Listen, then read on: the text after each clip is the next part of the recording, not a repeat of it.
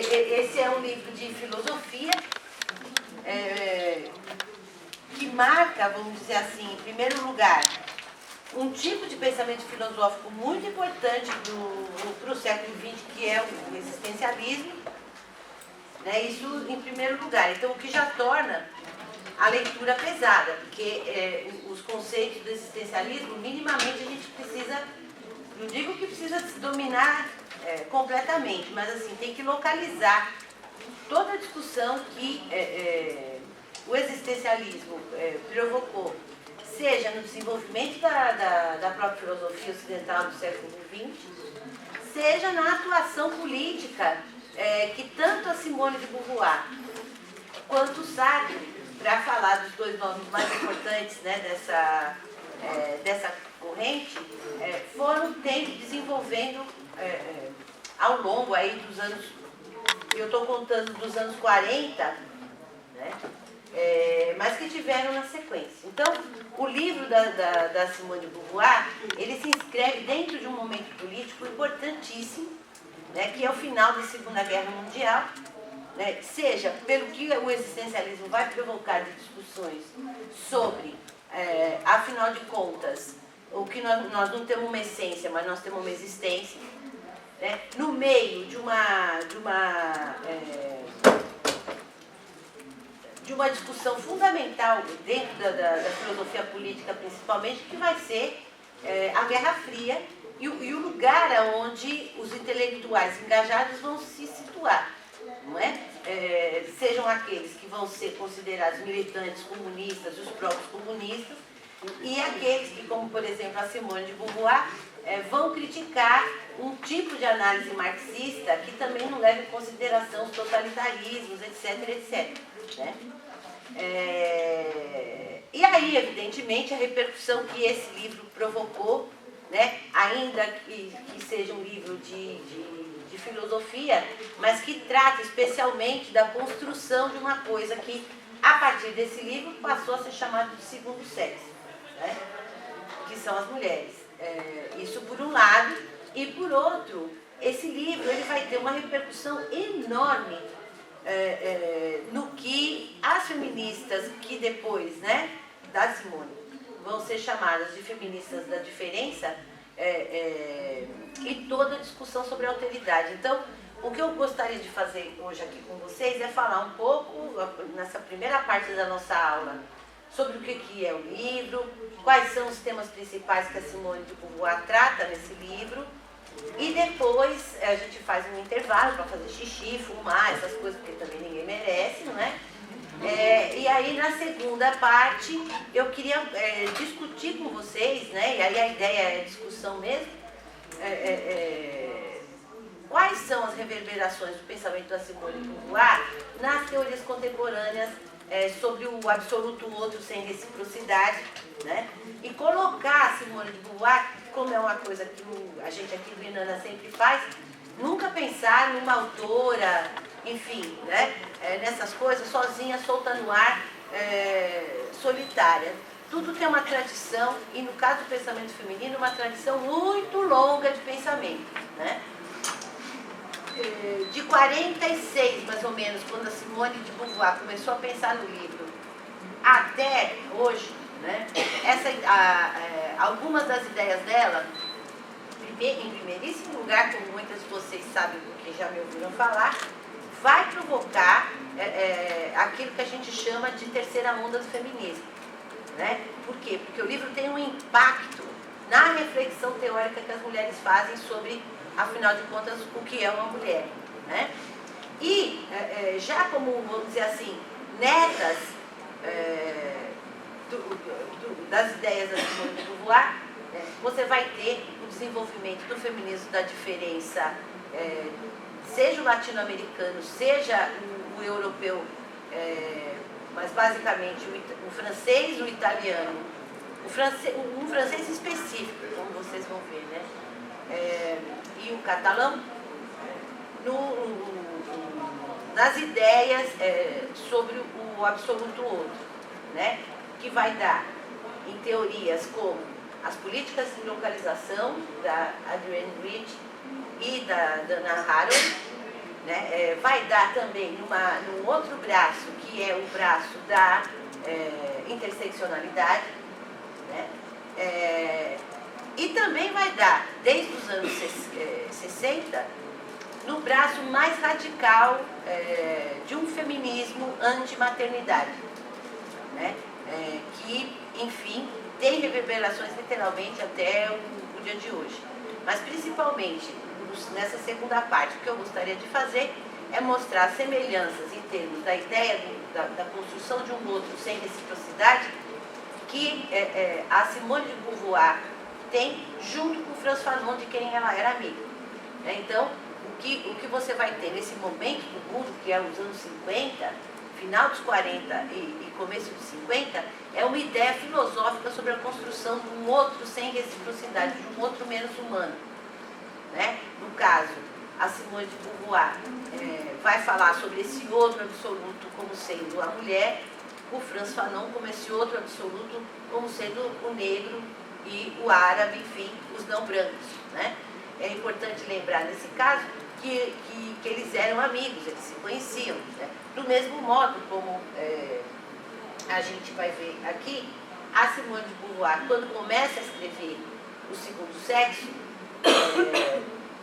e foi uma pesquisa absurda, certo? Porque vai dar nesses 2 volumões, as ideias que ela vai discutir antes mesmo da publicação das estruturas elementares do parentesco, escrita pelo Lévi-Strauss, um dos antropólogos mais importantes do século XX também, né? E tanto que ela vai fazer, porque ela leu o texto do Lévi-Strauss quando ele ainda não está publicado. Então ela faz muitas referências às estruturas elementares do parentesco, aqui também, né? E por isso que a leitura do Segundo Sexo também é uma leitura importante para a antropologia feminista. Sei lá, se eu tiver que me situar em algum lugar nessa vida, talvez seja esse, né? Da antropologia feminista. E o importante, quer dizer, dentro da discussão que a Simone de Beauvoir vai fazer junto com o Lévi-Strauss, e toda essa ideia da alteridade que vai nascer também nos anos 40, e aí, fazendo um parênteses, né? É importante lembrar que em 1950, o Lévi-Strauss, ele publica um livrinho, e eu digo livrinho porque ele é minúsculo, né? É uma brochura que ele fez para a Unesco, chamado Raça e História, em que o Lévi-Strauss acaba de uma vez por todas, em termos teóricos, com a ideia de raça. Então, para a antropologia, a raça é uma coisa que deixa de existir oficialmente nos anos 50. Né? A gente sabe que politicamente o conceito de raça continua sendo usado como se nada fosse, mas há uma marca importante na teoria antropológica que é o Raça e História, né? Que é um livrinho que todo mundo deveria ler, não apenas pelo seu caráter histórico, mas ele é importante, né? Inclusive para marcar uma ideia, uma crítica importante em relação ao evolucionismo, a um monte de coisa. Então, o Raça e História, eu acho que, como ele é um livro clássico, deve ser fácil de encontrar em PDF, inclusive, né? Mas, de qualquer forma,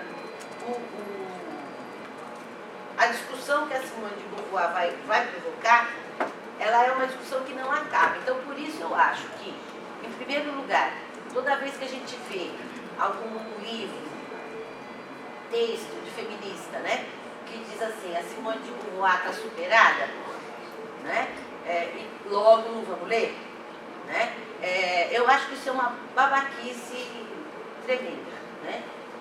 Oi, bom dia. Justamente porque, evidentemente que muitas das ideias da Simone de Beauvoir, exatamente porque ela pôs na porra do livro, tá? É que elas puderam ser superadas. Né? Então, se tem uma coisa bacana em estudar a história do pensamento e a história da tradição do pensamento feminino, é a gente ver aquilo que eu falo para vocês nas aulas do afidamento, do trampolim, né? Que você bota a mão assim para a outra pular, né, que essa deveria ser a nossa função, né, ser trampolim para a criatividade das outras mulheres, o segundo sexo ele cumpriu essa função.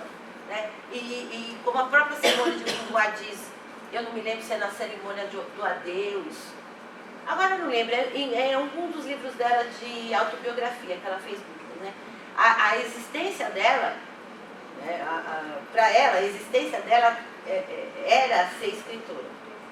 Se para ela o importante, a existência dela estaria justificada se ela conseguisse escrever e se ela conseguisse ser lida, enfim, entendida, né? Então ela sabia, ela tinha essa convicção de que a função da existência dela ela tinha conseguido alcançar, justamente porque não apenas como filósofa, mas também como romancista, ela foi muito lida e ficou muito famosa pelo que escrevia e pelo que pensava, né? Essa foi uma questão que justamente vai chamar a atenção da Simone de Beauvoir quando ela está perto dos 40 anos, 40 e poucos anos, e ela vai para os Estados Unidos depois da guerra e começa a conhecer muitas mulheres, e ela vai vendo a diferença que tem na vida de umas e outras, ou seja, entre as francesas e as estadunidenses, né? E ela começa, enfim, a pensar o quanto, por exemplo, na vida dela pessoal, né, ela não tinha sofrido nenhum tipo de problema em ser mulher. Ela tinha, em tese, feito tudo que uma mulher não deveria. Tipo, estudar, ser filósofa, porque não é só estudar, né? Quando você decide, como mulher, dentro daquilo que você se torna, né? Que ela vai discutir no segundo volume, principalmente. E você decide, por exemplo, estudar uma coisa como é filosofia, né? Você está fazendo exatamente o oposto do que toda a tradição da filosofia ocidental branca masculina disse que você podia fazer, que se chama pensar, né? Então tem um monte de coisa que a mulher pode fazer, mas tipo, pensar, né, abstratamente. E aí, nesse sentido, inclua-se não apenas a filosofia, mas também qualquer tipo de matemática, engenharias, enfim, tudo aquilo que vai requerer de você o desenvolvimento do pensamento abstrato. Então, Simone de Beauvoir, além de tudo, resolve estudar filosofia, se torna professora, né? Tem um encontro importante na vida, que é o encontro com Sartre, como ela dizia, um acontecimento capital na vida dela, esse encontro com o Sartre, né, que vai ser seu companheiro amoroso e também seu companheiro de ideias, né, durante toda a vida. E é por isso que, numa sociedade machista como a nossa, né, androcentrada principalmente, sempre se pensa no Sartre como o pai do existencialismo. Né? Mas o existencialismo não foi feito só por ele, ao contrário. Se vocês depois tiverem a oportunidade de ler não apenas o segundo sexo, mas alguns romances da Simone de Beauvoir, me parece que ela, em primeiro lugar, é melhor escritora que ele. Em segundo lugar, ela explica melhor, ela é melhor professora, né? Ela é melhor escritora no sentido de explicar para um público muito maior do que se trata, afinal de contas, existir, né?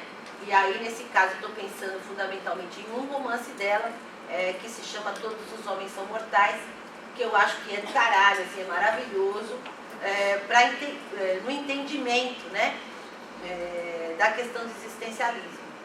E outros dois romances, que aí eles localizam o pensamento político dela na ficção, que são Os Mandarins e A Convidada. Eu acho que são dois grandes romances, três, né, se contar o Todos os Homens São Mortais, que é o meu predileto no sentido que eu vou, né, na leitura da obra da Simone de Beauvoir. E, evidentemente, eu acho que faz parte daquelas pessoas, vamos dizer assim, do que é bacana você ler para entender o pensamento de alguém, os livros autobiográficos dela, A Cerimônia do Adeus, né, que ela publica quando o Sartre morre, né, que é importante também para entender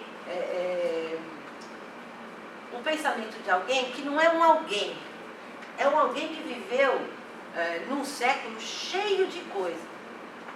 E viveu literal, ou seja, você tem Segunda Guerra Mundial, você tem Guerra Fria, você tem independência da Argélia. Porra, você tem coisa pra caralho que aconteceu, né? Quando essas pessoas já eram adultas. É o caso, por exemplo, se você agora, né? Infelizmente, Mohan só foi para o Rio de Janeiro, ele não veio para São Paulo dessa. O que acontece? O homem está com 98 anos de idade e participou de absolutamente tudo que aconteceu no século XX.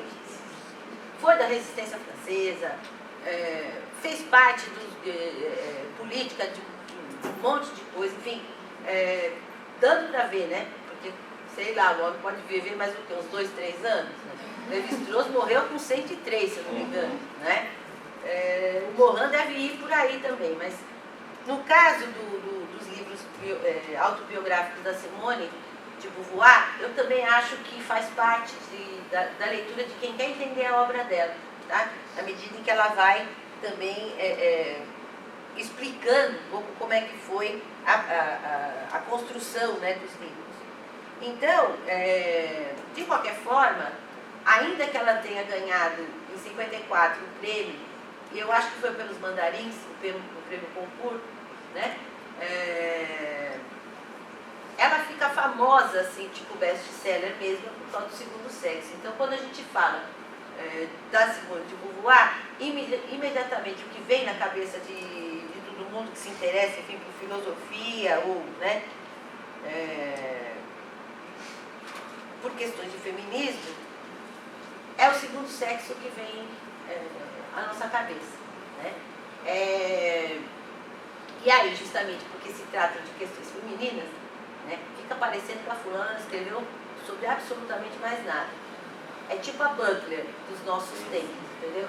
A mulher escreve sobre política, sobre questões políticas, sobre guerra, né? E todo mundo todo mundo literalmente, assim, ou seja, quando você pensa no alcance, né, que problemas de gênero teve, parece que ela parou ali, nunca mais escreveu uma linha, né, sobre nenhum outro assunto. Então, tem esse problema que eu também quero abordar com vocês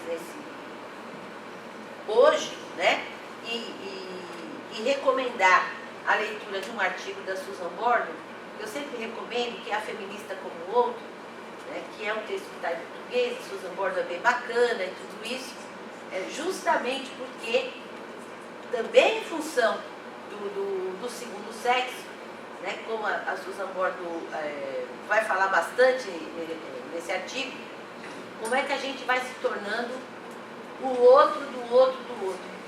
Quer dizer, quando você resolve se debruçar sobre as questões das mulheres, você imediatamente vira um outro, tão outro quanto a antropologia criou, quanto qualquer outra área do conhecimento criou, né? Então, a feminista também é outro, né?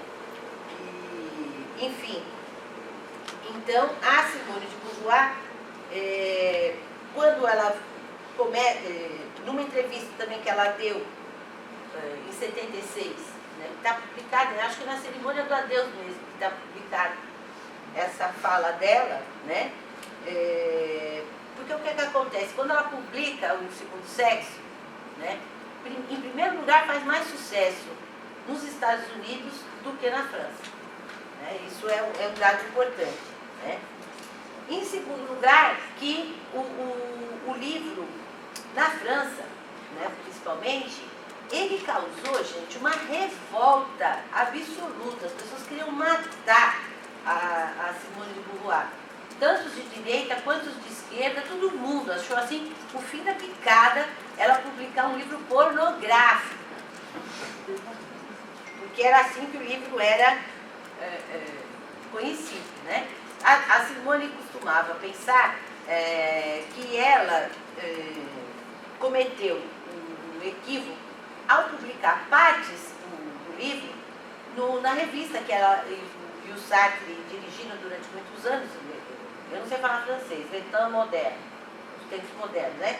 Que era uma revista muito importante, muito lida, né? Em que ela vai publicar principalmente as partes sobre sexualidade como artigos na revista, e o mundo caiu de pau, queriam matar ela, foram todos de uma grosseria insana, né? E ela cita no livro, inclusive, né, que muitas pessoas que trabalhavam na revista, né, um cara em particular, Moriarty, sei lá quem é, tipo, foda-se, ele não entrou para a história, né? Encontrava as pessoas que trabalhavam na revista na rua e falava assim: nossa, acabei de ler um artigo e agora eu sei muita coisa sobre a vagina da sua patroa. Esse tipo de comentário, né? O Albert Camus, que naquela altura ainda era amigo, né? Eles ainda não tinham rompido, né? Ela, o Sartre e o Camus ainda eram amigos, né?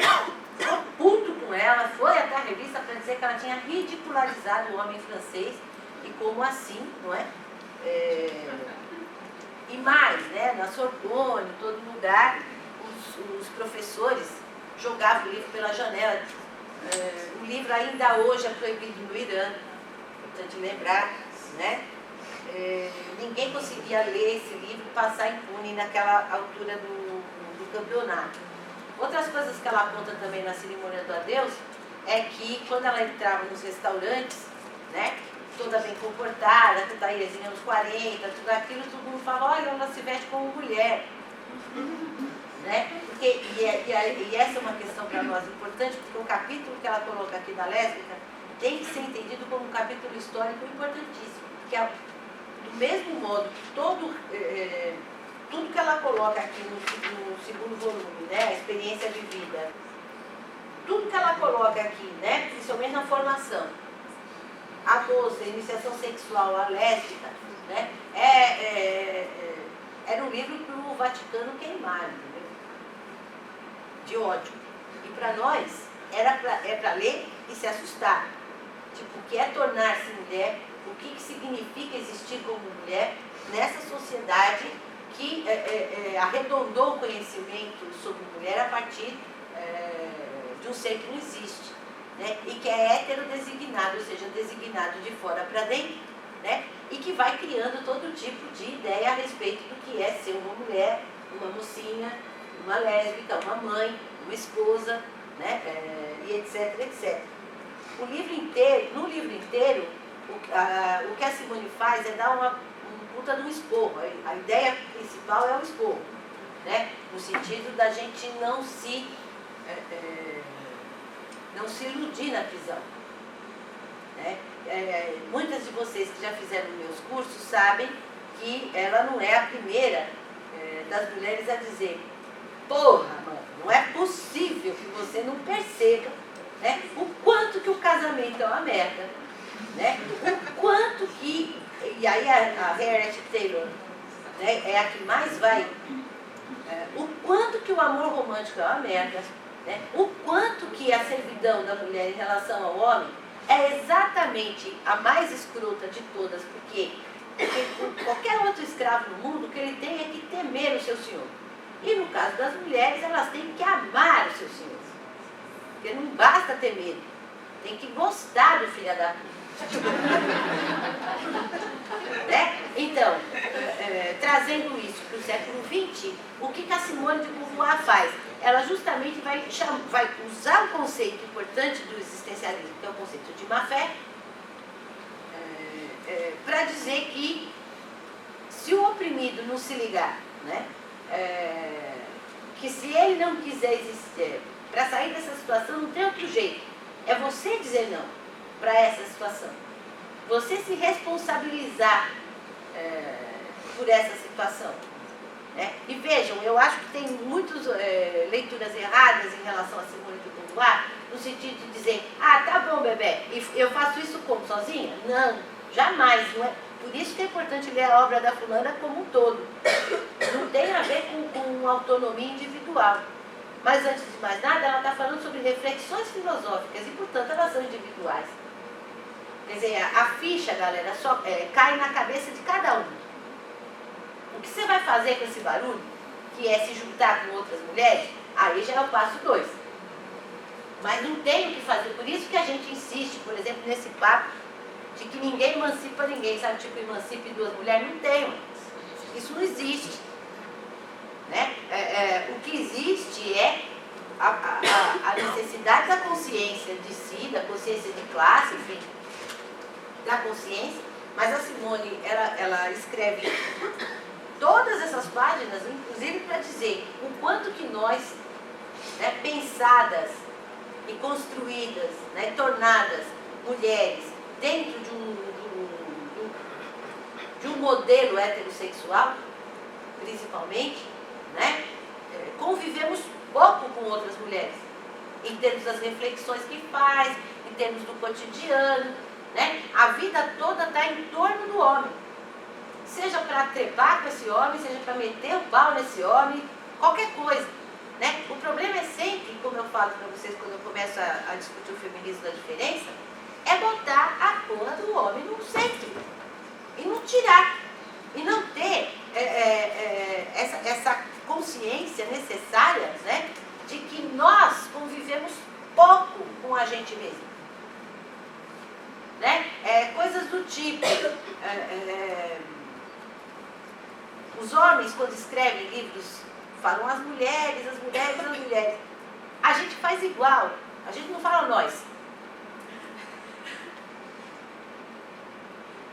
Eu estou dando um exemplo meio retardado, mas enfim, tá?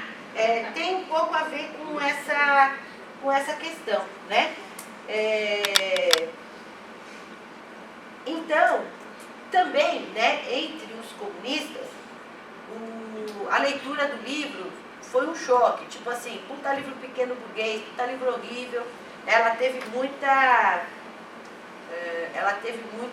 rejeição de todos os lados, né? E uma coisa legal, eu até anotei aqui uma dessas coisas que eu trouxe, já eu acho, né? Então ela recebia cartas do Partido Comunista dizendo: compreenda, senhora de Beauvoir, que nós estamos nos lixando para as coisas que a senhora escreve, né? Como se alguém tivesse perguntado. Começa por aí. Começa por aí, né? E eu não me lembro agora, que eu já anotei, mas já vai aparecer, que a Simone fala, assim como outras autoras feministas falam, né? Se tem uma coisa que a gente é sozinha. Na hora que o bicho pega, somem todas as pessoas, vamos dizer, né?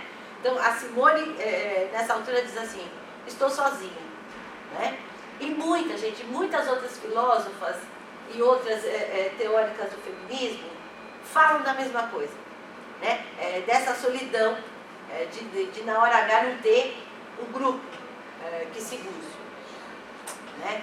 E essa é uma realidade que vai se modificando por causa do livro. A gente querendo ou não, assim, tipo, não gostando ou gostando do tal do livro, né? O impulso que o feminismo de terceira onda teve por causa dele fez com que a gente convivesse mais entre a gente, conseguisse falar nós, né?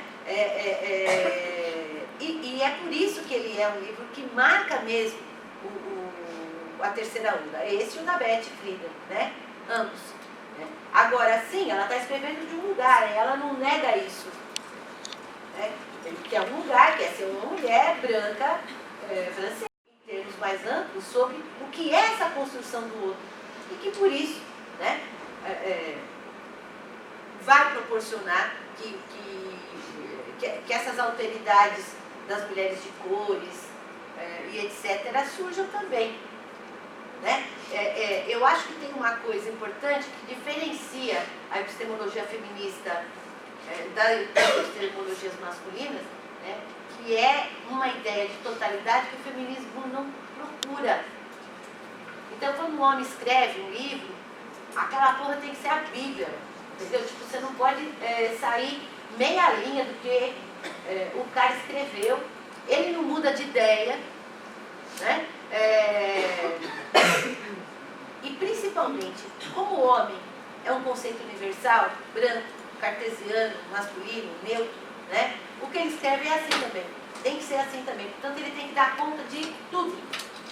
Então, qualquer merda que acontece no mundo, você tem que pegar a tal da Bíblia. E aí, essa Bíblia pode ser qualquer uma, entendeu? Pode ser tanto de direita quanto de esquerda. E você tem que encontrar no cara a explicação para o seu problema. Tipo o Evangelho segundo Allan Kardec, que você abre antes de sair de casa para saber como vai ser seu dia. Bom, deixa eu abrir aqui a história da sexualidade para ver o que eu tenho a dizer sobre o meu dia. É meio horóscopo, assim, né, esses caras.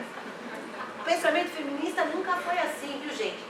O que você tem é justamente são discussões que provocam novas discussões, que provocam revisões, né? Então, o fato de você ter lido o primeiro livro de uma determinada autor, por exemplo, é o caso do Paul Preciado, tá? Que você lê o último e fala, nossa, que essa pessoa muda de ideia, então, olha que legal. Há uns 10 anos atrás, Paul Preciado dizia, eu nunca vou trocar meu nome para um nome masculino. É só vocês seguirem o pensamento do Paul Preciado para vocês verem quantas vezes ele mudou de ideia em relação às coisas que escrevia. Umas coisas mais bacanas, outras menos bacanas, mas foda-se. O exercício do pensamento é o que as mulheres têm tentado fazer desde sempre. Né? E exercício é movimento. Né? Coisa que poucos homens fazem, enquanto epistemólogos ou os que discutem ciência.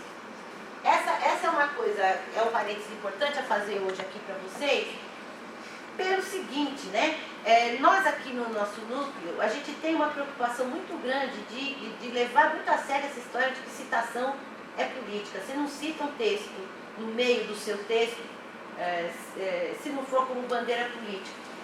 Né? Então, a gente faz isso muito e é um exercício.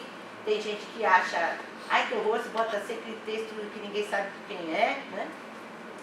Por outro lado, e de muita mulher, de muita preta, muito preto, de muita bicha, enfim. A gente tem essa preocupação de, na hora que resolve fazer uma determinada pesquisa, primeiro a gente pesquisa entre as nossas e nossos.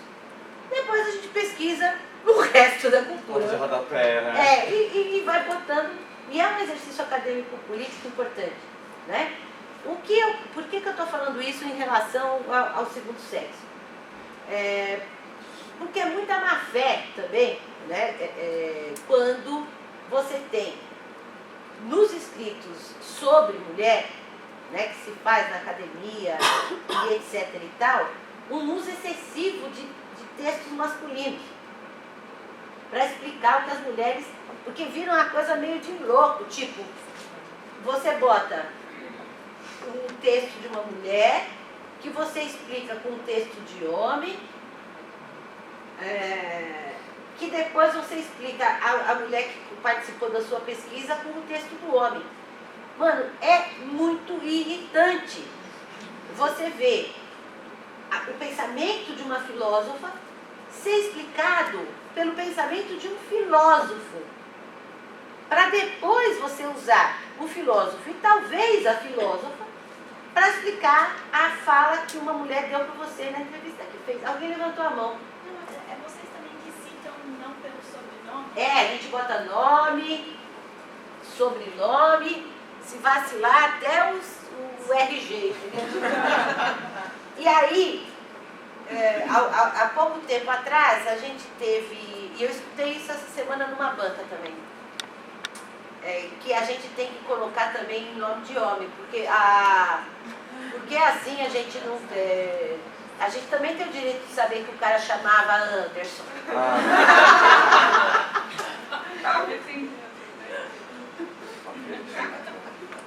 Escutamos isso numa banca aqui, não foi? E eu escutei essa semana numa banca que eu participei na USP também, né? Sobre esse negócio da necessidade de botar lá o Anderson, né? Aí eu tive que responder, mas não, isso todo mundo parte do pressuposto que é um homem que está escrevendo. Então, eu vou continuar botando o nome de homem no público, que é o sobrenome, e se alguém tiver essa preocupação em outro lugar, que coloque, mas não me venha, porque é sempre assim, não é, gente? Sai sempre de um bueiro qualquer, um macho escroto. Eles surgem das sombras para dizer, ah, mas nem todos. Né? Então, não. Né? Então, essa polêmica que o livro levantou, né? Se vacilar, galera, ele continua levantando. Né? Então, se o livro consegue, depois de mais de 50 anos, né? Bem mais. Quantos? 49? A gente é de humanas. Quase 60. 70 anos depois. 70 anos. Um livro de existencialista, escrito por uma filósofa, continua provocando que outros livros sejam escritos por causa dele, inclusive para meter o pau nele, é porque ele ainda mantém uma força muito grande nas ideias que ele desenvolveu, né? O que gerou há 2 anos moção de repúdio em Campinas. Eu não lembro. Do Enem, lembra? Ah, é verdade! Aí ela virou pedófila, não sei. Eu tinha esquecido disso.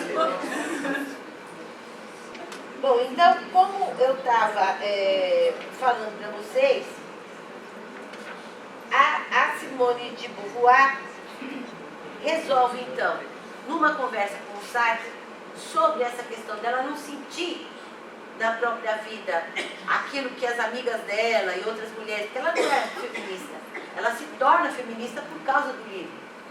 Ela não escreveu esse livro porque era feminista, foi o contrário, né?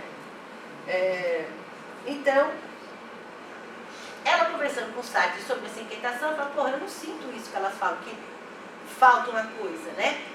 E o Sartre então disse assim para ela, bom, por outro lado, apesar de você não sentir, você não foi criada como um homem. Você teve uma educação feminina, você foi criada como uma mulher. Você podia partir dessa reflexão para saber, em final de contas, o que significou isso para você. Ela ficou pensando a respeito disso, né? E aí foi para a biblioteca estudar. E eu quero reforçar assim com marca-texto. Foi para a biblioteca estudar, meninas.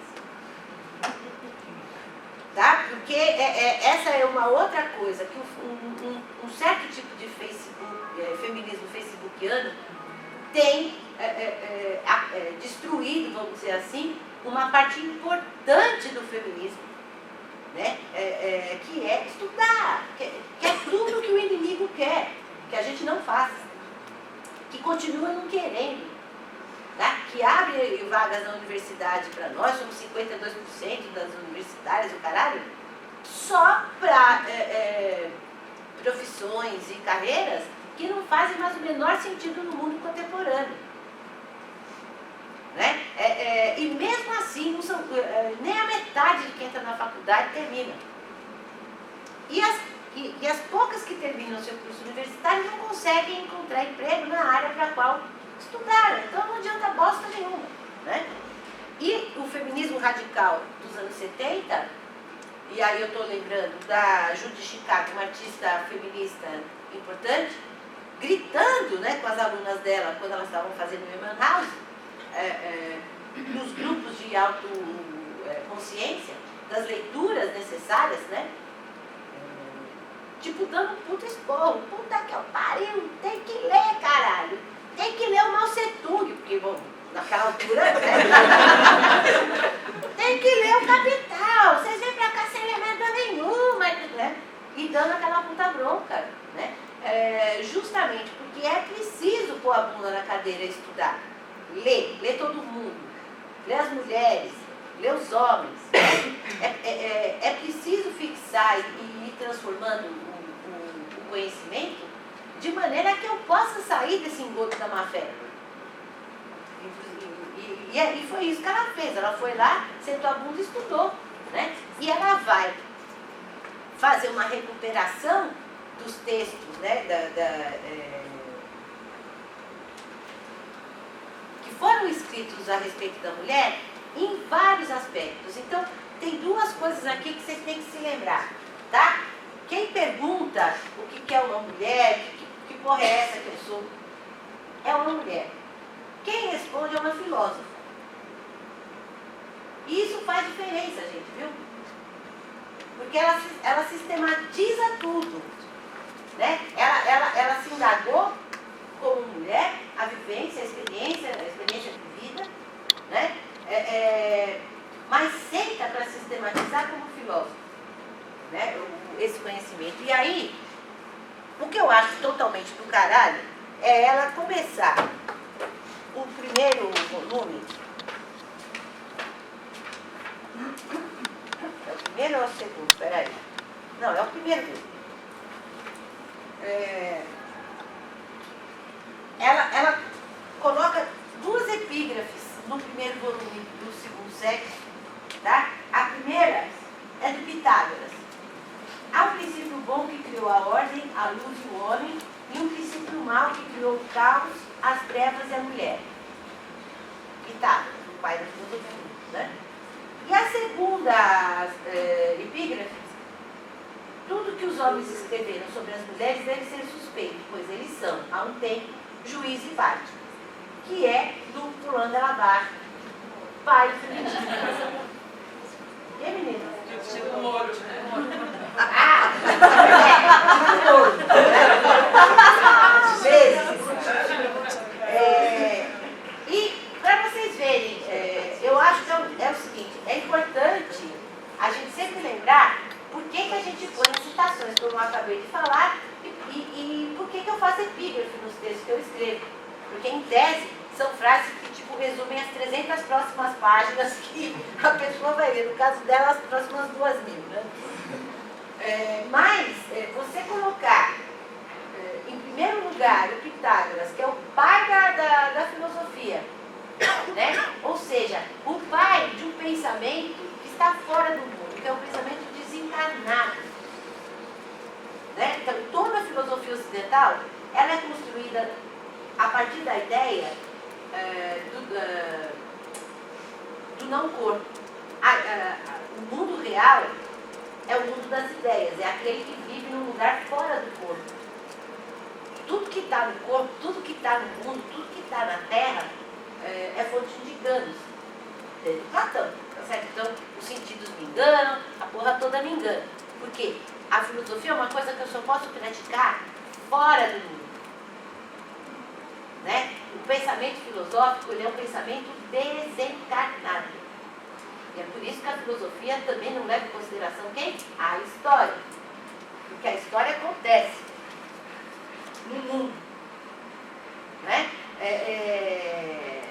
E justamente o Platão vai usar como metáfora uma menina, né, na República, para explicar o que é o mundo das ideias. Então, quando o filósofo está andando, trupica, cai na porra do poço. Aí a menina está passando. A menina dá risada, né? E fala assim: ha, ha, ha, ha. Esses filósofos estão tão preocupados, tipo, estão tão com a cabeça na lua, que não vê o buraco que tem na frente deles, né? E a partir dessa metáfora, não é à toa que é uma mulher, é uma menina que dá a tal da risada, né? Ele vai, Platão, explicar o que é, afinal de contas, o pensar e o que é o mundo das ideias, né? Então, a gente vai ter, nos últimos 30 séculos, pelo menos, uma ideia de que, para ser filósofo, você tem que se retirar do mundo, abstrair, né? É uma coisa que tem que estar fora do mundo. Não tem corpo, não tem história no pensamento, tem só abstração, né? Dentro da história da filosofia, que a gente mais se move, né? Da filosofia ocidental, né? Só para reforçar, a gente só vai poder ter aí, como crítica foda, né? Sor Juana Inês de la Cruz, criticando o Descartes no seu próprio tempo, quando ela vai escrever para sua Filoteia, que é uma carta ficção que ela escreve: se o Aristóteles tivesse cozinhado mais, certamente os livros dele seriam melhores. Só isso, né? Uma mulher absolutamente incrível. Depois o Marx, né? Virando Hegel de cabeça para baixo, e entendendo que a ideia, ela caminha do jeito que o Hegel falou, mas não só ela, né, amigo? A história também. Encarna de novo. Né? E o outro que faz isso é o Nietzsche, né? Que também vai questionar essa questão. Né? Mas então, por princípio, quem tem corpo no mundo e quem nunca deixa de lembrar que tem corpo são as mulheres. Portanto, mulher não pode filosofar. E por conseguinte, todo o resto do planeta que tem corpo também não. E é aí, né, que nessa segunda parte da aula eu quero falar para vocês. Então, quem tem corpo no mundo ocidental? Mulheres negras, pessoas de todas as cores, né, que sempre que estão falando e estão sendo lidas a partir de um branco masculino universal, neutro, cartesiano, né, que em primeiríssimo lugar leva em consideração o corpo, o conhecimento encarnado.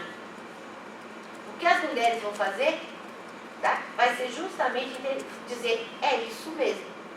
O conhecimento, ele tem que ser encarnado, ele tem que ser geopoliticamente localizado. Ele é material, ele é concreto, ele acontece na história. E ele acontece com os corpos. Você não vive solto no ar. Né? Que vai ser a Adrienne Rich, a Dana Haraway e as políticas de localização, tá? E tudo que constitui a história desse corpo. Então, começar de Pitágoras aqui não é à toa, é isso que eu quero dizer para vocês. Em segundo lugar, colocar o Poulain de la Barre aqui, dono da ideia não se nasce mulher, torna-se, né, é fundamental. O ano passado, foi o ano passado que nós fomos lá na Aliança Francesa? Ano passado, isso. Né? Que teve aquela... acabou de ser lançado como é que é o nome de Deus? Arquivo Feminino. Que nós fomos fazer a discussão com o tradutor e o autor do prólogo, né? Então, gente, vocês têm que comprar o livro, porque finalmente a gente tem o Poulain de la Barre traduzido para o português. Então, vai ter que gastar essa grana, se não conseguir o PDF, né? Comprando o livro, porque tem textos do século XVII, do século XVIII, que são importantes. Não sei dizer para vocês da qualidade da tradução, eu imagino que seja boa, porque, né, justamente não foi lançado o livro porque o Peter Belbach achou que a tradução estava uma bosta, né? Problema. Então, como demorou para lançar, eu suponho que tenha passado por uma revisão. Faz um ano, né, da palestra que você deu. Estava frio, eu lembro que estava Era frio. agosto, era julho e agosto. Era para ter lançado, na época eles não conseguiram lançar, né? Não lançaram porque o Peter, quando foi fazer a... né? Não lançaram e quando você pegou pra ler a tradução, falou que não, tá uma porcaria. Aí precisa toda uma revisão técnica de novo da tradução. Era folhetinho que era a introdução do cara. Que era uma barbárie. Era uma barbárie do começo ao fim, né? Nossa, eu destruí aquele francês. Na elegância, naquela bota maravilhosa. A foto da bota para vocês. Maravilhosa. Mas uma coisa que me chamou a atenção, e eu falo para as meninas sempre na aula, né? Se tem uma coisa que nenhuma de nós é desconstruidora, né? É o negócio do AA que nós temos que usar para nós sempre. Só por hoje não me sinto um lixo, uma bosta, por causa dessas coisas que a Simone ensinou também, tá? E eu, no dia anterior, houve um debate sobre esse livro aqui na PUC, que era com uma filósofa e com ele, o francês, né? E eu vi, porque afinal de contas eu falei, mano, não sou filósofa, vou debater com o filósofo amanhã, vai que eu não dou conta. Por isso que eu digo para vocês, não é uma coisa assim, tipo, sou feminista há 30 anos, por isso sou desconstruidora. Nenhuma de nós é. Todas nós somos afetadas psiquicamente pelo racismo, pelo machismo, por toda a humilhação que a construção subjetiva na subordinidade faz. E lá vim eu, sentei bem no fundo do auditório, tipo, sabe, praticamente um agente secreto, a Stanley, assim, não é? FBI, e começo a escutar. E aí, bicho, a pessoa, professora que ia debater, nunca tinha ouvido falar do Poulain de la Barre. E me faz, o que me causa um puto espanto, porque para mim era assim, pô, não conhece um filósofo cartesiano tão importante. né? Despreza a maneira pela qual, eu vou falar com vocês na segunda parte, a Virginia Woolf traz um debate parecido com um monte de coisa que tem aqui também, e do qual e sobre o qual a Simone de Beauvoir estava inteiradíssima, né? E evidentemente o desconhecimento por parte da filosofia, de uma boa filosofia, hein? Não é que era uma professora do mal, né? Só deixa explícito que, por conta da fama que Poulain de la Barre acaba tendo no seu momento, 1673, dentro de uma tradição de pensamento filosófico feminino francês, que são as preciosas, né? É reconhecido como um filósofo feminista, logo ninguém é o cara.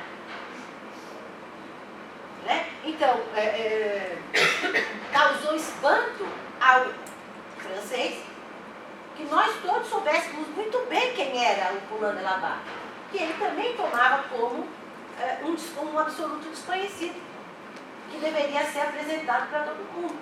Né? Então, quando eu digo para ele, olha, obrigado por você ter traduzido para o português um livro que a gente lê há muitos anos, mas a gente vai tendo que catar o que encontra de PDF na internet, ele regalou o olho, tipo, como assim vocês conhecem?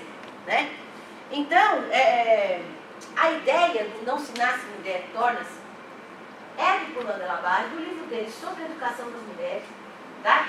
Em que ele vai justamente a partir de argumentos racionais, porque ele é um cartesiano convicto, né? No sentido de deixar qualquer tipo de explicação preconceituosa, prejuiciosa, enfim, né? Sobre as coisas, e procurar na racionalidade argumentos para defender as suas ideias.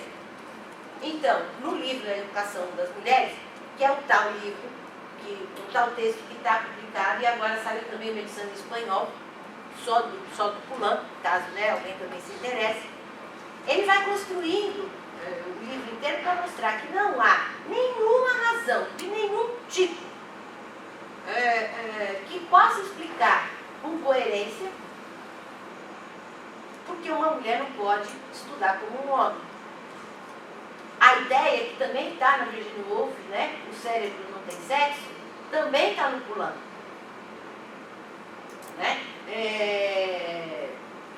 Então, o que a Simone de Beauvoir faz nesse livro, já a partir do pressuposto do existencialismo, é como é que eu posso utilizar de argumentos racionais dentro de tudo que já foi escrito na própria ciência, na história, os fatos, os mitos, as teologias, enfim, blá, não é? Para mostrar os caminhos pelos quais uma mulher é uma imanência e de que jeito que ela tem que ser uma existência. Né? Como que a gente vai, a partir das ideologias, entendendo esse lugar da escrava como um lugar bacana, porque eu acho que essa é uma questão muito foda que um monte de gente não gosta de encarar. Entendeu? Esse problema aí da má-fé. Numa sociedade como a nossa, né, em que ninguém se responsabiliza por porra nenhuma, né, esse conceito do Sartre ele é mais do que bem-vindo para a gente sempre debater. Quer dizer, eu procurar a responsabilidade sobre me tornar quem eu quero ser, né, e não colocar a responsabilidade no outro, né, pela minha situação, para o bem ou para o mal, aquela situação eu escolhi. Né? Mas eu não escolhi sozinha, porque eu não faço a história como eu quero. Eu tenho uma condição material para tanto. Né? Mas de que jeito que eu posso sair, portanto, desse lugar de compreender que é o preço que eu pago para ser feliz? Né? É o preço que eu pago para isso? Não? É ter o homem no centro? E veja, nesse caso, é ter um homem no centro, seja para tornar a minha vida uma vida normal, né? Seja ter um homem no centro, tipo Judas de Sábado de Aleluia, só para eu ficar metendo a porra do pau no cara. Essa é uma questão importante, que o feminismo da diferença, que nasce também por causa desse livro, né, vai fazer, tipo, mano, as mulheres fazem muitas outras coisas além de se relacionar com homens, sendo héteras ou não héteras. Toda vez que eu paro para dizer, eu sou feminista, eu fico escrevendo da perspectiva de gênero, eu trabalho com a perspectiva de gênero, tudo isso daqui levou, né, 20 anos depois, quando o conceito de gênero entra na universidade como porta de entrada dos estudos da condição feminina, para um monte de mulheres dizer, então, eu sou lésbica, sou preta, sou pobre, tem um monte de diferenças entre nós, de classe, de raça, de gênero, da porra toda. O homem definitivamente não é o centro da minha preocupação. E a submissão das mulheres aos homens não é a força catalisadora. Tem muitas outras questões que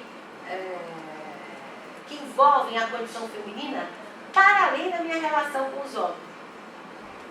Né? Então, essa vai ser, por exemplo, o primeiro passo para entender que quando a gente estuda a condição feminina, a gente não estuda só as reações das mulheres em relação à sua submissão, mas também as ações que me tornam aquilo que eu quero ser, saindo, portanto, da má-fé, sobre a qual fala o Sartre, sobre a qual fala a Simone de Beauvoir, e me responsabilizando por ser quem eu sou.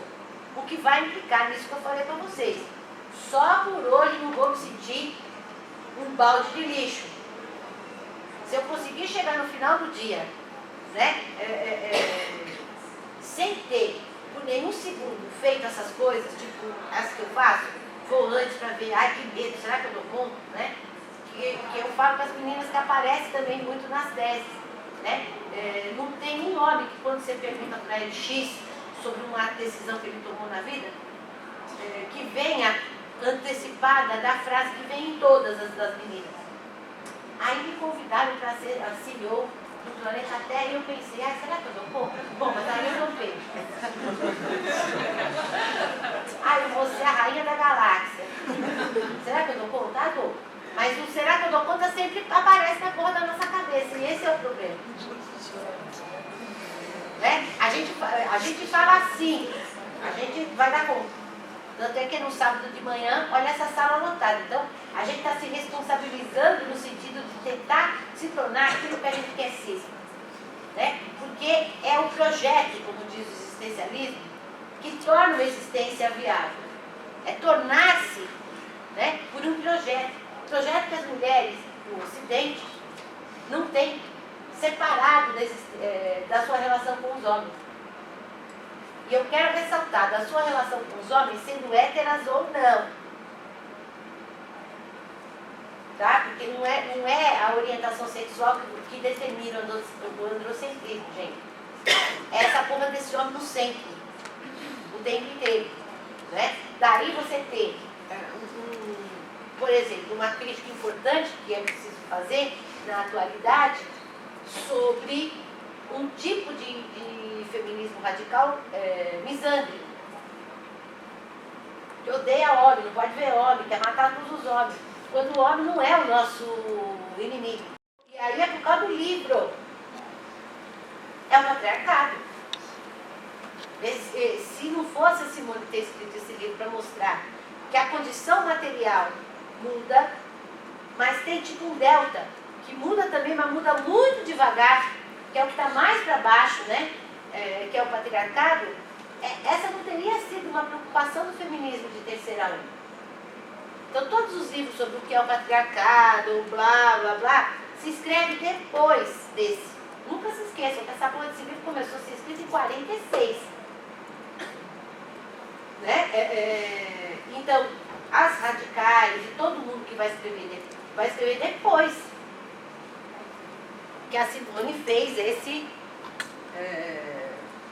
essa compilação, né, enorme sobre isso.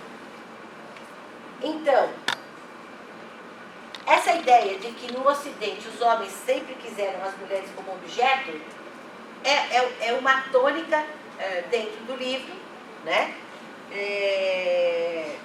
Um ser sem vontade, um ser cuja fraqueza deve ser estimulada, cuja submissão deve ser estimulada. E no nosso caso, importante lembrar, é a mulher descrita pelo Rousseau, que foi descrita antes, né, mas sintetizada no patriarcado moderno pelo Rousseau, né, que é incentivar, né, esse lugar da dependência da mulher. Aquilo que a gente pensa quando prepara uma aula nunca dá certo, principalmente quando tem tanto assunto, né? Mas eu acho que o principal que eu gostaria agora nessa segunda parte de discutir com vocês em primeiro lugar, recomendar que vocês, aquelas que ainda não leram, ou as que leram faz muito tempo, reler o Segundo Sexo, levando em consideração essas duas questões que eu falei.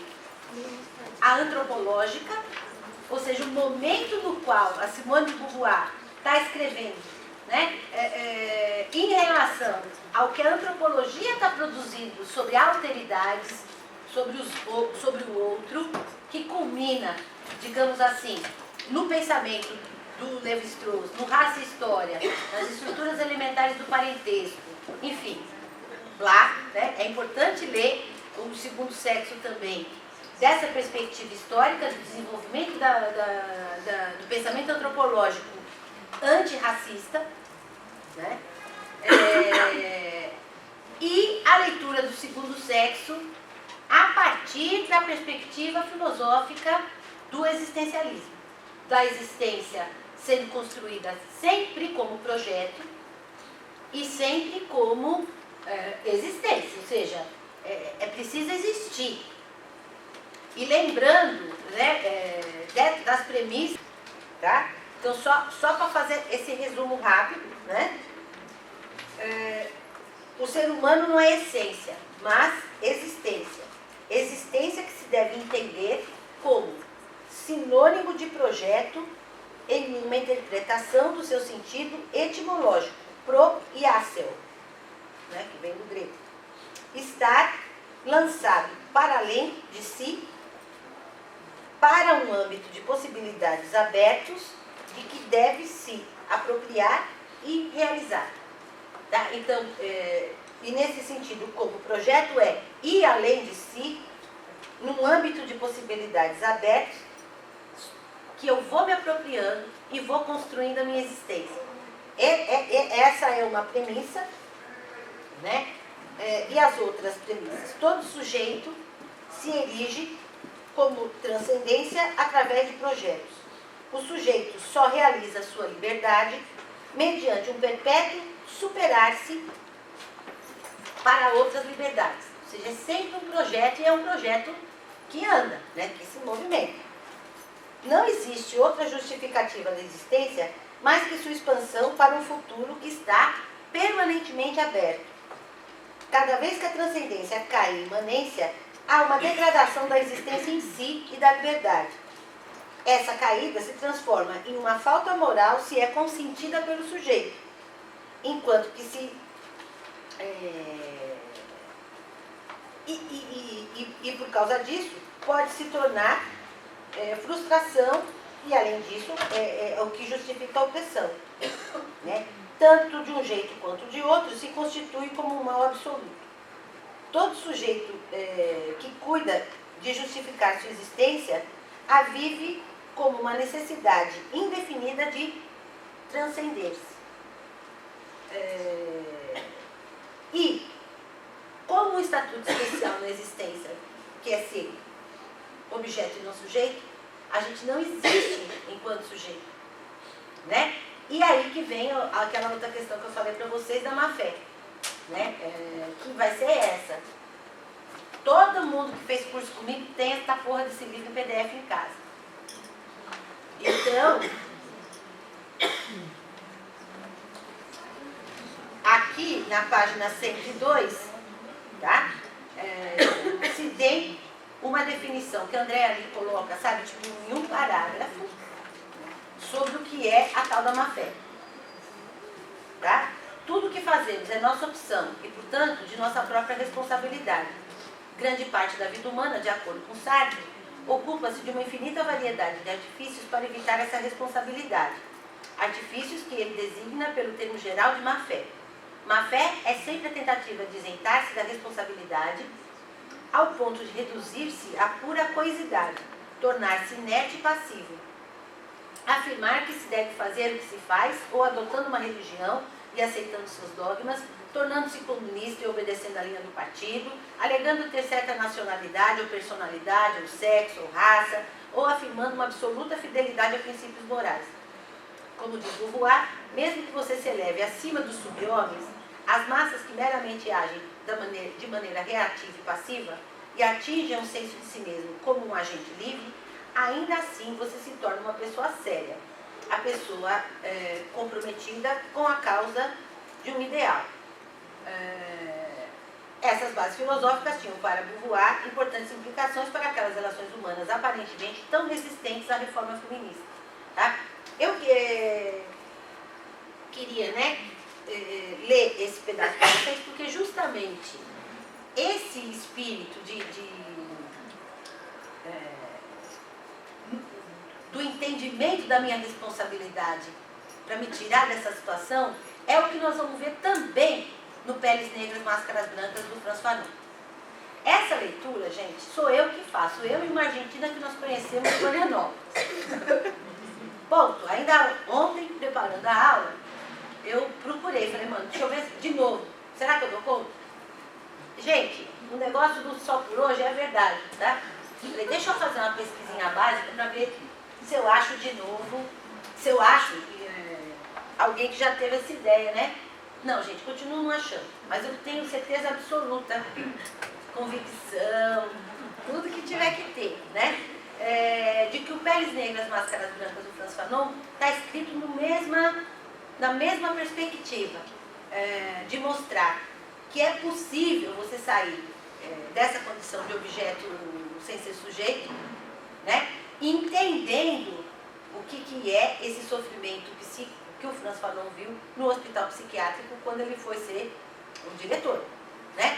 O que causa no negro essa sensação de não pertencer ao país, de querer ser branco, né? De querer ter as coisas do branco, enfim, tudo aquilo que outro livro que vocês precisam ler hoje de tarde, né? Que é o Peles Negras, Máscaras Brancas, que é um livro fundamental para entender a alteridade, né? Junto com o Segundo Sexo, que vai falar do mesmo assunto, o absoluto outro sem reciprocidade, que constitui essas imanências que somos nós, que não somos sujeitos da nossa vontade. E de que jeito que a gente pode, a partir daí, poder se tornar aquilo que a gente quer, né? E o que a gente quer, o que é uma mulher, é o que a gente vem discutindo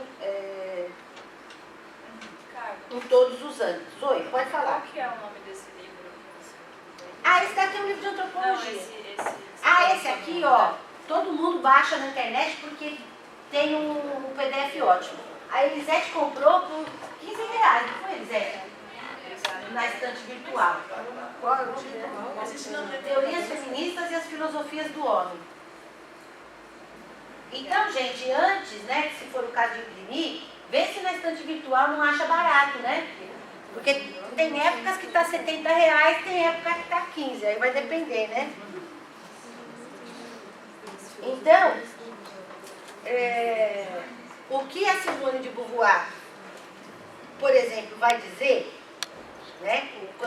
Que eu falei para vocês, as mulheres não dizem nós, os homens dizem as mulheres.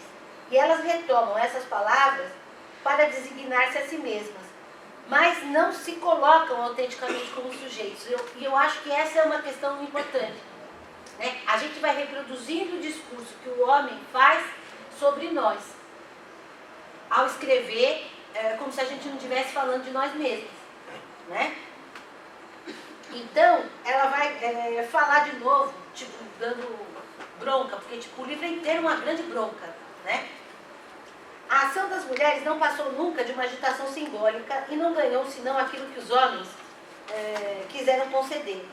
Não tomaram nada, receberam. É que elas não têm os meios concretos de agrupar-se em uma unidade que se colocaria, né, como oponente. Não tem nem passado, nem história, nem religião própria, e tampouco tem, como os proletários, uma solidariedade de trabalho e de interesses. Vivem dispersas entre os homens, sujeitas pelo meio ambiente, o trabalho, os interesses econômicos ou a condição social de certos homens, pais ou maridos, mais estreitamente do que se relacionam entre si. Esse tipo de colocação que a Simone de Beauvoir coloca aqui vai reverberar num tipo de ideia sobre a alteridade e a necessidade de pensar no coletivo, né? De você poder ter uma relação que passe do simbólico, uma relação que passe do meramente estou concordando com a ideia, né? E que entenda a relação entre as mulheres, que é o que o feminismo liberal, que sempre teve mais grana, e sempre foi branco, e sempre foi blá, né? Num discurso que é mais discurso do que efetivo, né? Permanecia colocando o homem no centro. Daí que o feminismo da diferença, no caso, a Lia Cigarini, que é a citaçãozinha que eu vou ler aqui para vocês se eu achar, do feminismo, o que se vê é o protesto contra o homem amo, porque é importante lembrar, né, que as metáforas que a Simone de Beauvoir usa aqui também sobre o senhor escravo é a metáfora do Hegel. Ah, professora, vai ter que ler o Hegel? Então. No caso, sim, né? Aliás, antecipando antes que mais alguém vá embora, no semestre que vem, no nosso núcleo de estudos, que é o INANA, vai às terças à tarde discutir um tema, um mundo de injúrias, a humilhação como técnica de exclusão social. E vai chegar uma altura do campeonato que nós vamos ter que discutir o Hegel. Se não acontecer nada antes, né? A gente morrer. Ou o caboclo dizer, você só tem até dezembro para mim, porque vai que diz, né? Eu aqui fumante, diabética, hipertensa e o caralho. Do feminismo se vê o protesto contra o homem amo e não se vê o resto, que é o nosso ser mulheres juntas. A prática de das relações entre mulheres. A possível liberação do nosso corpo, iniciada já, de emoções antes bloqueadas ou ancoradas univocamente no mundo masculino. A luta por dar à linguagem esta alegria das mulheres. Tá essa citação da Lia Cigarini, que é uma advogada feminista muito importante italiana, do grupo da diferença da Luisa Murari. Essa citação está num livro chamado, não tem tradução, tá? Em português, La Política del Deseo. La Diferencia Feminina se hace História. Tá? E o nome dela é Lia Cigarini, né? Que também aí fica uma referência importante, porque a gente lê pouca italiana feminista, né? E isso é uma coisa que tem que mudar. Então, voltando, né? A ideia, né, da discussão que a Simone de Beauvoir vai fazer sobre a relação senhor-escravo, né? E que ela, e que também o Fanon, que enfim, autores que vão por essa mesma linha, né, naquela altura do campeonato, vão falar, vão na seguinte direção. O escravo, ele sustenta a existência do amo, mas o escravo, ele não arrisca a vida. Quem arrisca a vida é o amo. E vai dizer a Simone de Beauvoir, no mundo que a gente vive, o sujeito é aquele que arrisca a vida. É uma sociedade que valoriza aquele que mata e não aquele que produz. No caso dela, produz vida, que são as mulheres. tá? Mas a prova do valor de alguém é a prova do arriscar a vida. O sujeito é aquele que arrisca a sua vida. O escravo não arrisca a vida pelo amo. Né? E por aí vai. Enfim, né? Para a gente poder ir, né? Então, esse pensamento de que eu preciso saber, né, qual é esse lugar dessa construção subjetiva, humilhante, que vai me tornando cada vez menos sujeito, né, que faz com que a máscara branca justifique a minha existência, que não me deixe saber efetivamente como projeto quem eu quero ser, né? Porque a máscara branca na pele das cores, como as feministas da diferença vão falar, é tipo uma coisa que oxida, sabe? E é difícil de você tirar, né? Até porque não vai ter um lugar para voltar, enfim. É preciso que vocês leiam o Franz Fanon, né? Principalmente por quê? Porque os outros, né? Esse absoluto outro sem reciprocidade é aquele que é considerado menos humano em relação a um humano que é o homem branco heterossexual. Né? Então, coisas como nos chamarmos de diversidades já é aceitar o que o senhor disse. Porque nós somos, é o que eu falo sempre para a galera, nós somos diversos em relação a quem? A diversidade são mulheres negras, homens negros, mulheres de todas as cores, pessoas, e por cores aqui, tudo que o colonialismo diz que tem. Branca, negra, vermelha, amarela, azeitonada. Tá? É tudo que não é um homem branco. Né? Pessoas com outros corpos, com outras configurações corpóreas, e não só de configurações genitais, mas qualquer coisa. Como vai dizer a Glória Saldúa, uma das autoras que a gente lê pra caralho. O que não tem nariz, o sem perna, o que está na borda, o queer. Né? Tudo isso é diverso a um único tipo de corpo humano, que é o corpo branco masculino. Considerado masculino porque tem um pinto, que em tese nasceu com ele e tal, e acha que por isso, não é? Isso torna ele homem. Né? E desconsidera, inclusive, todas as outras configurações genitais que também nascem com as pessoas. Como vai descrever Anne Faust Stirling e várias outras autoras, né? Em toda a discussão que, por causa do livro da Simone, vão nascer sobre sexo e gênero. Porque então sexo era com o qual eu nascia, gênero era uma coisa que eu construía. E toda a discussão sobre sexualidade, sobre sexo, biologia, o caralho, que a Simone faz no livro, levou todo mundo que discute esse assunto chegar à conclusão de que sexo também é construção, não é só o gênero. E levando mais a fundo, a questão é, se eu tenho materialismo histórico dialético como base epistemológica forte, tipo o alicerce, então, se eu entendo que é possível mudar a condição material, eu tô nela, mas eu posso mudar e posso me emancipar, não é? Transformando uma árvore, numa canoa, num arco e flecha, no bumerangue, eu faço a mesma coisa com o corpo. Não é? Eu posso fazer com o corpo, que é o meu primeiro instrumento, como diz o Márcio Amos, no que eu quiser. Isso me torna humano, a capacidade de transformação do mundo, para que o mundo se humanize, ou seja, ao mesmo tempo que eu me humanizo. E é por isso que eu vou desenvolvendo de bomba atômica a medicinas que podem colocar outros hormônios no meu corpo, construir uma vagina se eu não tenho, construir um pênis se eu não tenho, fazer tudo. Isso me dá a condição de humanidade, de me tornar o que eu quiser ser. Né? Mas para isso eu tenho que dar esse passo de dizer não. Né? E o absoluto outro sem humanidade, que a Simone vai dizer, e que é menos humano, né?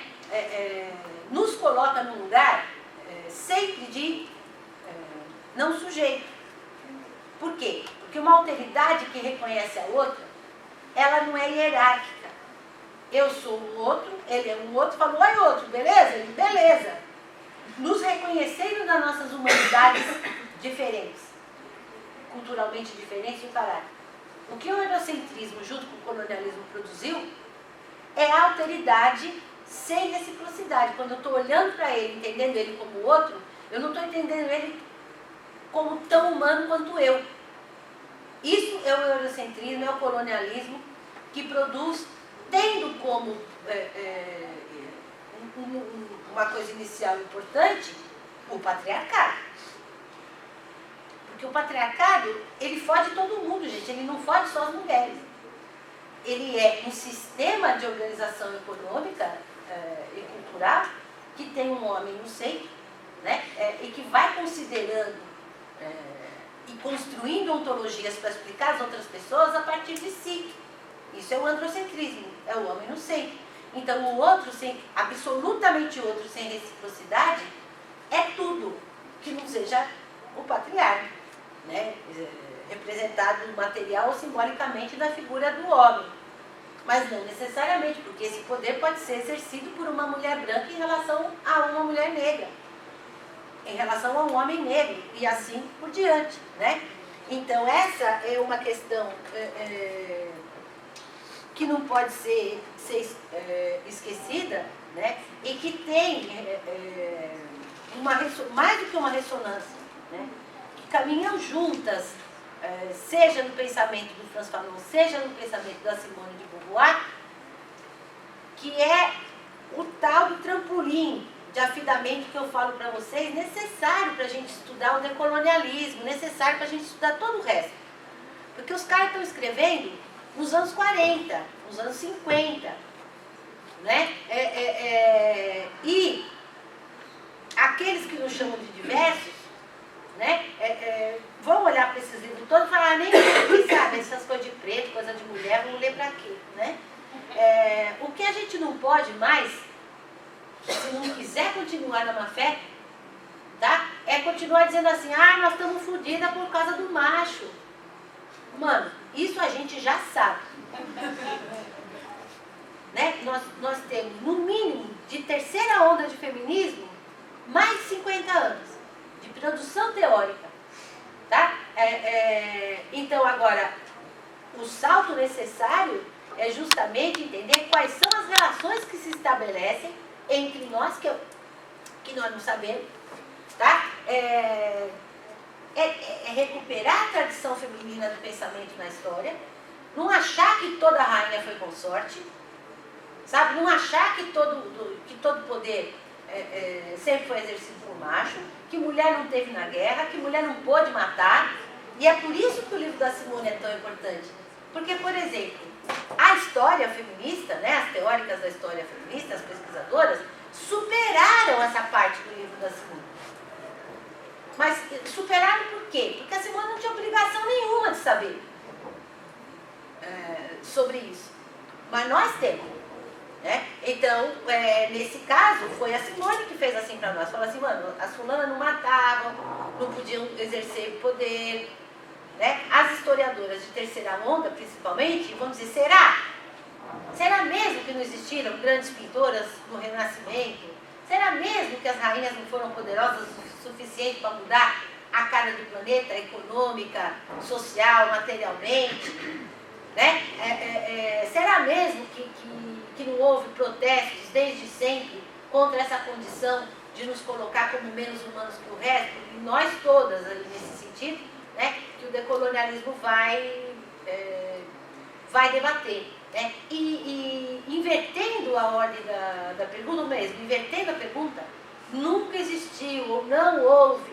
O patriarcado é igual no mundo inteiro, a subordinação das mulheres está registrada em tudo quanto é sociedade humana que já se encontrou. Que é perguntas que eu costumo escutar muito nos cursos que eu dou. Mas, professora, em tudo quanto é sociedade humana que a gente vê, as mulheres estão sempre subordinadas ao homem. Né? Então, o patriarcado não seria justamente uma coisa que organiza a civilização, porque não há civilização em que as mulheres não sejam subordinadas aos homens? Essa é uma pergunta corrente que eu escuto. Né? Porque aí a grande pergunta é, tá? Quem falou? Quem foi que disse isso? Será mesmo que isso é verdade? Essa é uma pergunta que tem 50 anos, pelo menos, tá? E que já se provou que não, não e não. Né? O exemplo que eu sempre dou nas aulas para as meninas é do próprio Levi-Strauss.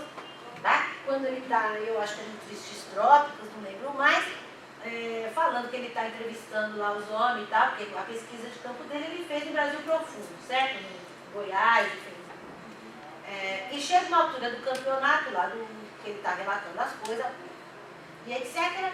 E ele diz assim, então os homens foram caçar e eu fiquei sozinho na aldeia. Sozinho como, cara pálida? E a mulherada? E as crianças? Né? Então os homens saem de cena e a cena fica vazia. E assim eu vou invisibilizando as mulheres. Então não estou falando para pegar o Levi-Strauss, rasgar e jogar no lixo. Mas daqui para frente, a questão é que o que a gente tem que daqui para frente, prestar atenção, é no que eu estou lendo. Né? Como assim fiquei sozinho? Como assim todas as culturas humanas, em todas elas, as mulheres são subordinadas? O que eu entendo por subordinação? Né? Por que eu entendo que a cultura toda se estrutura a partir do patriarcado? Portanto, não há possibilidade de civilização se o patriarcado não for o principal, como fazem muitas correntes da psicologia, que vão entender que o falocentrismo nesse sentido, ou a cultura falocêntrica, é a que organiza a cultura. E que tudo que veio antes dessa organização não pode ser considerado civilização. Será? Né? Então, essas perguntas, as psicanalistas dos anos 70, as historiadoras, as filósofas, elas vêm respondendo assim, não, não, não e não. Né? Então, nós não podemos mais aceitar homogeneidade do tipo somos diversas. Né? O que a discussão é sempre das diferentes diferenças, que tem aproximações e que tem afastamentos em muitos momentos de discussão. Né? Mas de qualquer forma, toda diferença, para conseguir essa autonomia necessária para sair da má-fé, ela só pode ser conseguida no coletivo, ela nunca vai ser conseguida na individualidade. O que cai sozinho é a ficha, e depois você vai procurar as suas e os seus. Né? Para, então, ter um projeto coletivo de mudança. Nunca vai haver um projeto individual de mudança. A revolução ela é constante, ela é molecular, não tenho dúvida, mas ela é sempre coletiva nesse sentido. Né? Então, também só lembrando rapidamente que mesmo antes da Simone de Beauvoir, uma outra autora que para nós é muito importante, que é a Virginia Woolf, né? Ela já tinha, seja num teto todo seu, tipo, esse sim, nossa Bíblia segundo Allan Kardec, né? Seja no Orlando, ela vai justamente discutir, né, todo tipo de questão que o homem vai criando, a cultura masculina vai criando, para tornar a mulher um outro. Né? E a necessidade, isso ela diz no teto todo seu, e a necessidade que o homem branco ocidental tem de usar a mulher como espelho. Espelho do quê? Né? Um espelho que o torna 2 metros mais alto. Porque senão como é que ele vai conquistar continentes, ganhar dinheiro na bolsa de valores? Aí ela vai, né, falando, se ele não se vê todo dia de manhã, com pelo menos 2,5 metros a mais do que o tamanho que ele tem. Então a mulher é espelho do homem no sentido de que ela torna ele maior. E esse é um lugar do qual ele não quer. É um espelho que ele não vai querer nunca doar, né? E mesmo quando, no Orlando, que é um romance que se um dia a gente sentar para discutir, nunca vai dar para ser numa manhã só, nós teremos que fazer pelo menos uns 4 encontros para discutir o Orlando, que a Virginia Woolf vai debater o problema da identidade dizendo, então, e se eu quisesse ser uma maçã? E ela começa, também nos anos 20, nos anos 30, debater as experiências literais, né, as vivências completas de um corpo masculino, a vivência completa de um corpo feminino, como Tiresias, né, e debate sobre essas duas coisas. Porque Orlando não é andrógeno. Orlando tem uma parte de sua vida como homem, uma parte de sua vida como mulher, tá? E mais do que isso, numa Inglaterra que é dona do planeta, na altura em que a Virginia Woolf está escrevendo, né? Que vai da Armada Gloriosa da Elizabeth I, né? Quando Orlando é ainda um senhor feudal, até a Inglaterra vitoriana, em que Orlando volta para a Inglaterra no seu corpo feminino, e todo mundo diz, então, seu Orlando agora é senhor Orlando. Então o que nós vamos ter que fazer é o seguinte, como a senhora não pode ser dona de porra nenhuma, então suas propriedades, sua grana, seu tudo não pode ser seu mais, porque agora a senhora é mulher, então tem aqui uma questão burocrática legal que impede, né? Agora a senhora vai ter que ver aí como é que vai fazer, se vai morar na rua, se vai casar com alguém e tal, porque agora sendo mulher, né? E aí tem todo esse debate que ela vai também fazer sobre a Inglaterra vitoriana, né? E todo o paradoxo que essas coisas impõem. Tem uma cena do livro muito bonita, né? Em que a Virginia Woolf, o navio está naufragando, está acontecendo qualquer bosta, e ela então entende, né? Concretamente o que significa ser um objeto, porque como é que uma mulher pode se salvar usando aquelas roupas? Um monte de saia, um corpete, aquela porra toda. Claro que você tem que ter um homem para te ajudar, porque com aquilo tudo, no que cair na água, afunda, não tem o que fazer. Por outro lado, Orlando olha do vestido e fala, mas esse brocado é maravilhoso, gente.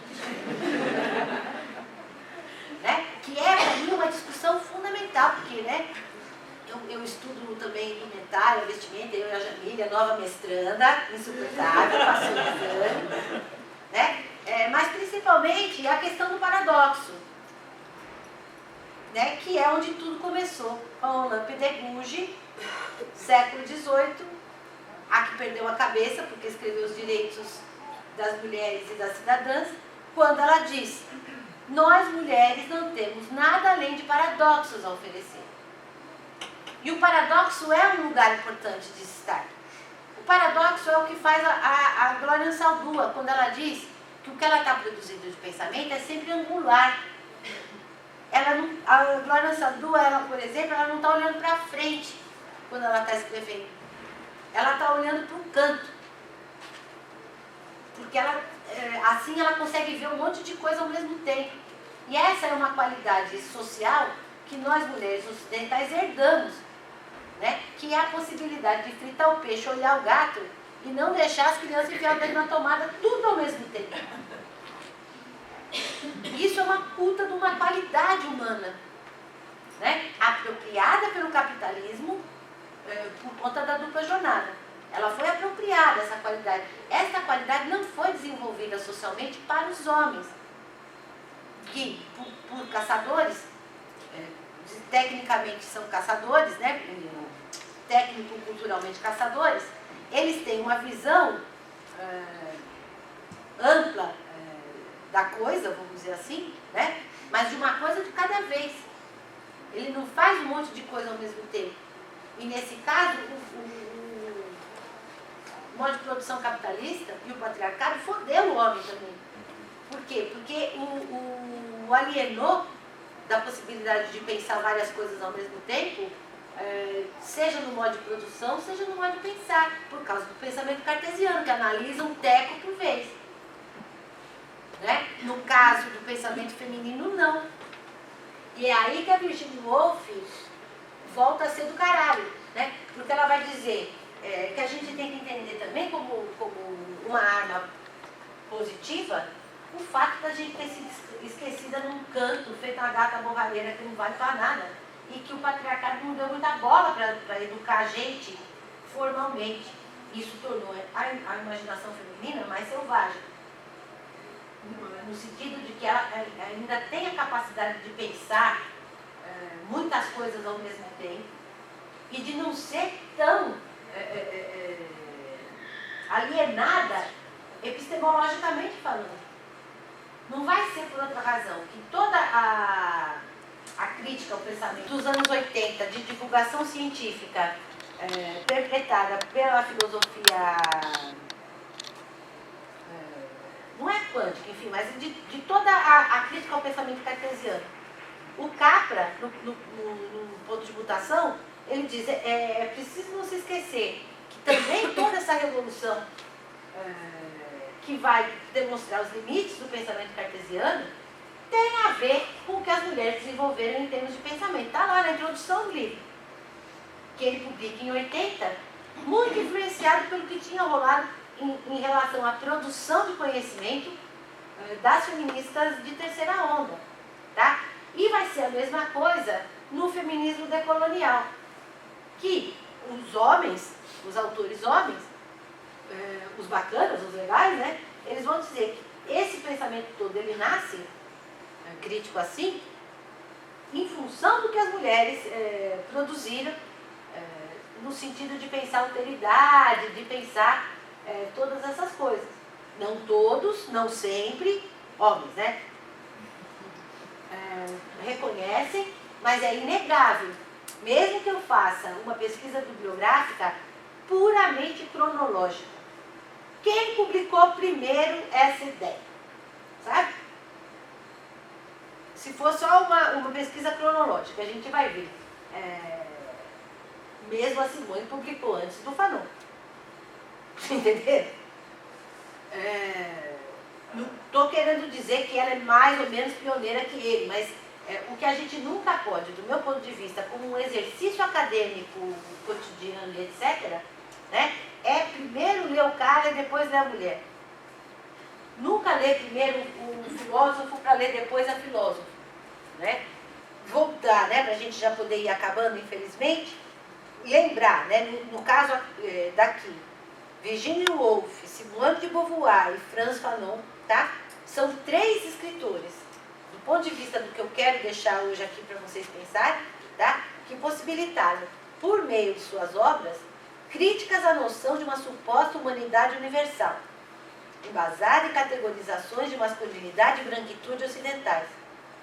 As proposições de Simone de Beauvoir, de Virginia Woolf, bem como de Fanon, marcam escritos tecidos a partir da experiência produzida, que é um texto da Joan Scott que nós vamos discutir o semestre que vem também, que é a invisibilidade da experiência, por atributos de feminilidades brancas e masculinidade negra. De fato, se o outro para o qual se volta a escrita de Fanon é negro, as outras da filosofia e literatura ficcional para que se voltam Virginia Woolf e Simone de Beauvoir são mulheres. O outro negro da psicanálise e do humanismo de Fanon é masculino. O segundo sexo, as mulheres das quais falam Beauvoir e Woolf, são inescapavelmente brancas e europeias. E é exatamente por causa disso que o pensamento interseccional nasce. Entenderam? Então, quando eu falo de homem, de negro, eu estou falando de homem. Quando eu estou falando de mulher, eu estou falando de branca. Quem some na parada é a mulher negra. Então, infelizmente, não dá tempo da gente debater isso aqui, mas nós vamos debater o semestre que vem, tá? Você vai ter aí leituras e leituras diferentes sobre o que é a interseccionalidade. O da Crenshaw, que ela é muito mais cartesiana do que de outras autoras, e por aí vai. Agora, nenhum desses debates seria possível se a gente não tivesse como base, pelo menos, né, disso que nós estamos falando hoje, a Simone de Beauvoir e o Frantz Fanon. Tá? Então, um pensamento filosófico da concretude, da experiência vivida, de tudo isso, tem possibilitado, na filosofia, né, principalmente, a discussão sobre a alteridade, que não é mais a do absoluto outro, mas sim das diferentes diferenças. Então, a gente pode dizer, a gente, que eu digo nós aqui no INANO, né, que sim, o pensamento da alteridade, sem ser da alteridade recíproca, vamos dizer, são o Franz Fanon e a Simone de Beauvoir, pela bronca que eles dão na gente, no sentido de lembrar que é possível essa transcendência. Então, a alteridade recíproca é o que as diferentes diferenças procuram. Eu me entendo diferente dele. Eu me entendo diferente. Tem alguma menina negra aqui na sala? Eu me entendo diferente de uma menina negra. Eu me entendo diferente de mim. Né? Mas nunca como menos humano. Mas é a alteridade recíproca. Você é diferente. O que esses pensamentos nos proporcionaram, né, foi não homogeneizar as diferenças, não achar que o conceito de mulher serve para todo mundo, porque ele não serve, ele é um conceito. Né? Que o gênero, ele é um conceito que também não serve para todas as análises, né? E que é preciso, portanto, ir cada vez mais desenvolvendo essas ideias, né, para que as diferentes diferenças sejam isso que elas são, diferentes, alteridades recíprocas. Né? O que vai incluir também no debate a branquitude, mas isso fica para uma próxima vez, não é? Por quê? Porque dentro do pensamento antirracista, a branquitude entra, ou seja, é necessário racializar o branco e a branca, senão fodeu. E tem um dia certo, uma hora certa, para que branco nasça também, porque o branco só pode existir numa relação que é colonial, fora dela não tem. Né? Então, quando a gente fala sobre esse tipo de pensamento, branco, negro, vermelho, amarelo, azeitonado, essas cores que o colonialismo imprimiu, a gente nunca pode esquecer que o branco também é uma delas. Hein? E que é tão necessário ser racializado, né? E discriminado, como faz a Anne McClintock aqui no Cor Imperial, que é outro livro que a gente lê muito, porque nem todo mundo é tão branco assim, que é outra Bíblia de Allan Kardec. Já que o irlandês não é tão branco assim, né, gente? Assim, ele é o celta talibano, não é todo mundo que é branco. Dentro do branco. Né? A branquitude ela é uma construção totalmente feita dentro da eugenia como o resto. Né? E que, portanto, também é preciso debater e discutir. Então, fica aqui a minha recomendação para que vocês leiam esses livros todos, né? E quem quiser aparecer e colar, enquanto a PUC não tiver a tal catraca, é só aparecer, né? O nosso núcleo se reúne às terças, a semestre que vem será às terças à tarde e à noite que tem a disciplina de gênero, né? E muito provavelmente no primeiro semestre de 2020 a gente vai ter novos cursos no PGA, mas no semestre que vem vamos repetir o curso de masculinidades, o curso de feminismo de fronteira e o Estado e o Corpo. Né? No semestre que vem é o Estado e o Corpo 2, a revanche. O Império contra-ataca. O Império vai contra-atacar. Tá bom, gente? Então, olha, muito obrigada por vocês terem vindo.